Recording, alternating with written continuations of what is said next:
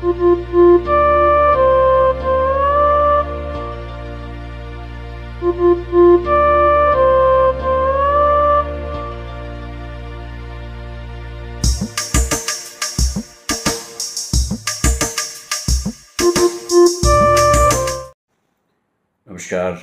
मैं Shekhar Ramakrishna Tiwari Abu Dhabi से समर्थ संस्थान साई सृजन के राष्ट्रीय और अंतर्राष्ट्रीय मंच पर मैं अपनी एक कविता लेकर उपस्थित हूँ। आप सभी का स्नेह और आशीर्वाद चाहूँगा। मंच के अध्यक्ष श्री मुकेश कुमार व्यास नेहिल जी और एकल काव्य पाठ की संयोजिका कनकलता जैन को मैं धन्यवाद देता हूँ, नमन करता हूँ और मैं उनका हृदय से आभारी हूँ। सुनिए मेरी रचना जिसका शीर्षक है रिटायरमेंट। जीवन में जो कुछ भी पीछे छूटा बचपन से लेकर आज तक वही रिटायरमेंट है। जब पेशे से रिटायर हो रहे हैं समझ आ रहा है ये धक्का पिछले सभी धक्कों से कुछ भारी है, पर अब दिल ये सब सहने का आदी है। बचपन जब गया था कितना सुनहरा घड़ा था, गया तो पता ही नहीं चला। स्कूली शिक्षा से रिटायर हुए, मासूमियत जाने लगी थी, माता पिता से सटी उंगली छूट जाने लगी थी। बचपन के कुछ दोस्त छोड़कर बाकी दूर जाने लगे थे। धीरे धीरे दिल पर लगी उनकी छाप रिटायर होने लगी थी। तो रिटायर तो उस दिन भी हुए थे जब स्कूल ड्रेस जाने लगी थी, सुबह की मीठी प्रेयर नहीं सुनाई आने लगी थी।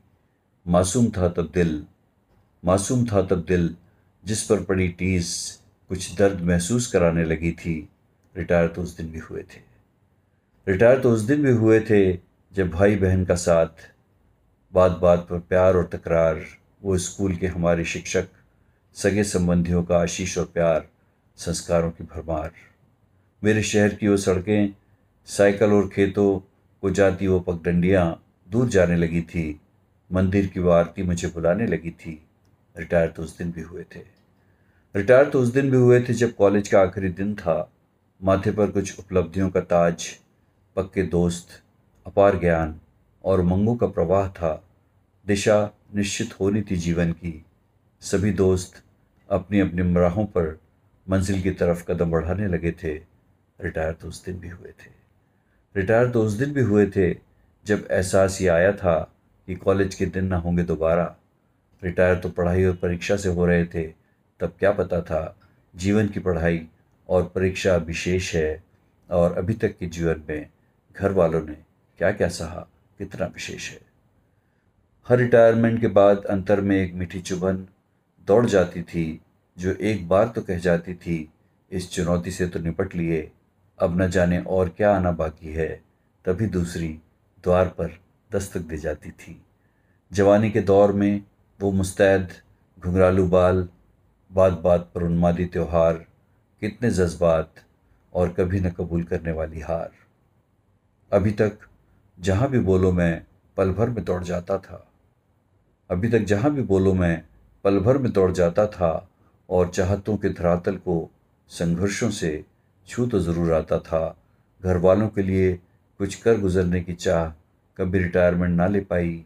बहती सांसों में आज भी वो कसक हर सांस में साथ चली आई। जिंदगी जीवोपार्जन की तरफ बढ़ती चली आई।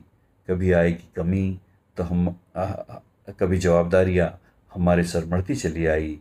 रिटायर तो उस दिन भी हुए थे जब कुछ खास संचित नहीं कर पाए और किसी खास पहलू पर अपनी हामी नहीं भर पाए। रिटायर तो उस दिन भी हुए थे जब कोई सपना टूटा था, कोई साथी छूटा था। कई बार जीवन संघर्षों में बीता था। कई बार रिटायर हुए जीवन में, कभी पूर्णतः रिटायर न हो पाए। सिलसिला आखिरी सांस तक शायद थमने न पाए। घूंघट जीवन का मौत के बाद भी शायद उठने न पाए। आत्मा का फिर जन्म कभी थमने न पाए। हर रिटायरमेंट के बाद आप थोड़ा सा कटने लगते हैं, मुख्य धारा से थोड़ा सा मुड़ने लगते हैं। संयम की डोर मजबूत हो तो ठीक, भावना में अधिक बहने लगते हैं। खुददारी से जिए थे, खुददारी से मरने लगते हैं। खुददारी से जिए थे, खुददारी से मरने लगते हैं। और अंत में परदया और आध्यात्म जीवन के ऐसे दो पहलू हैं जो कभी न रिटायर हुए और न कभी रिटायर होने चाहिए। दया और आध्यात्म ऐसे दो पहलू हैं। धन्यवाद।